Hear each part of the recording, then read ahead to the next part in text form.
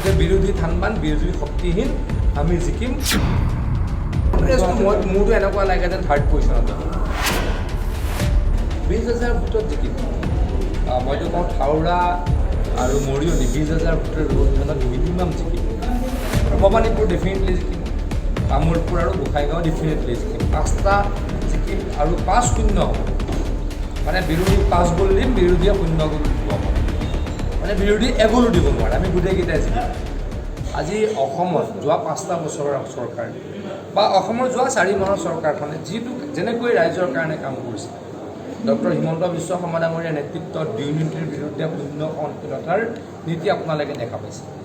কোনো এটা বেয়া কাম কৰিবলৈ ডক্টৰ হিমন্ত বিশ্ব শৰ্মা ডাঙৰীয়াই দিয়া নাই। আজি আপোনালোকে দেখিছে যে ক'ৰবাত যদি আগতে কয়লাৰ নামত কেতিয়াবা বেয়া কাম হৈছিল, বন্ধ কৰি দিয়া হ'ল। চুপাৰীৰ নামত বেয়া কাম হৈছিল, বন্ধ কৰি দিয়া হ'ল।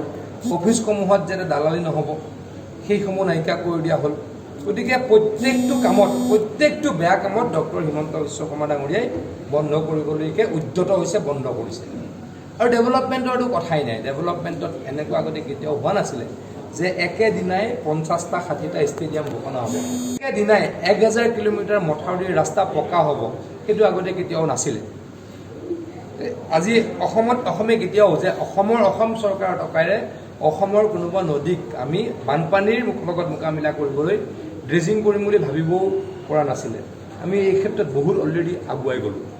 আজি হেল্থ ডিপাৰ্টমেণ্টত ক'ভিড মেনেজমেণ্টৰ ক্ষেত্ৰত অসম ভাৰতবৰ্ষৰ সকলোতকৈ আগত আছিল বুলি সকলোৱে একেমুখে স্বীকাৰ কৰে। গতিকে এইখিনিৰ প্ৰতিদানটো ৰাইজে ক'ৰবাত দিব। আজি ক'ৰবাত মই আজি পৰহি দিনানে কালি দেখিছোঁ অখিল গগৈ ডাঙৰীয়াই কৈছে যে আমি চৰকাৰে কৈছিলোঁ অৰুণোদয় আঁচনিৰ ধন 830 টকাৰ পৰা 1000 টকা দিম বুলি কৈছিলোঁ, নিদিলোঁ, গতিকে ৰাইজে ভোট নিদিয়ে। যদি অখিল গগৈ ডাঙৰীয়াৰ কথাটোৱেই হয়, আজিৰ পৰা 1000 টকা সকলোৱে পাই গ'ল, আজিৰ পৰা অৰুণোদয় বেনিফিচিয়াৰী 1000 টকা পাই গ'ল, তেতিয়াহ'লে গোটেইখিনিয়ে ভোট দিব লাগে। আৰু সঁচাকৈও দিব। তেওঁলোক মানসিকভাৱে যোৱা 1 সপ্তাহ 10 দিনত ভাঙি পৰা মোৰ উপলব্ধি হৈছে। তেওঁলোকে 10,000 মানুহ লৈ পেলাই সমদল কৰি নমিনেশ্যন দিবলৈ যাম বুলি ঘোষণা কৰিলে। তেওঁলোকৰ ৰাইজৰ দল নে গোটেই বিৰোধী? ৰাইজৰ দল কংগ্ৰেছ একেই আৰু গোটেই বিৰোধী থানবান বিৰোধী শক্তিহীন আমি জিকিম, কোনো পধ্যে আমাক ৰাখিম। কিন্তু কংগ্ৰেছে এতিয়াও এইটো বিশ্বাস কৰে বা ভাবে যে হাওৰা আৰু মোৰতো এনেকুৱা লাগে যেন থাৰ্ড পজিশ্যনত যাব। মোৰ ক'বলৈ বেয়া লাগে, মোৰ এনেকুৱা লাগে কংগ্ৰেছ থাৰ্ড পজিশ্যনত যায়। তেওঁলোকে ক'ব খোজে যে জ্যোতি কুৰ্মী ডাঙৰীয়া আৰু মই আকৌ কৈছোঁ মোৰতো কংগ্ৰেছ থাৰ্ড পজিশ্যনত যাব যেন লাগে।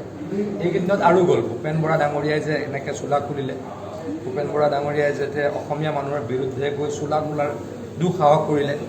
ভূপেন বৰা যেতিয়া চেৰমান আলী ডাঙৰীয়াই ক'লে যে শ্বহীদবিলাক ঘাতক, শ্বহীদসকল ডকাইত আছিল, তেতিয়া ভূপেন বৰা ডাঙৰীয়াই মাত্ৰ নিলম্বনহে কৰিলে, বহিষ্কাৰ কৰাৰ সাহস গোটাব নোৱাৰিলে, আৰু ভোট কমি গ'ল।